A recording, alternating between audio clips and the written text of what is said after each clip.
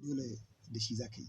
Sannan kuma wanda yake ganin cewa ba ka aiki da shi ko namiji ko mace, na tabbata idan ka kalli wani fim ɗin ka ga wani abin da suka yi, za ka iya cewa a bari in ɗau wane ko wance in yi aiki da su saboda me ka ga wani sabon abu da suka zo da shi.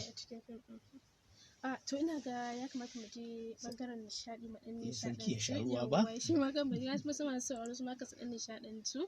Kar ku manta dai kuna sauraron shirin dandalin fina-finai kai tsaye daga nan gidan rediyon Express gaskiya dokin ƙarfe, inda aka yau shirin namu ya babban kamu muka samu bakuncin wato Sarki Ali, kuma kun ji dai yadda tattaunawa mu take tafiya kamar yadda ya kamata. Na san dai cewa dai kuna nishaɗantuwa da mu a daidai wannan lokaci. Kamar kullum lambobin da za ku iya samun mu kai tsaye, musamman ma lambobin da ku turo mana saƙonni don yi wa babban baƙon mu tambayoyi, akwai 09037 538272, wato 09037 538272.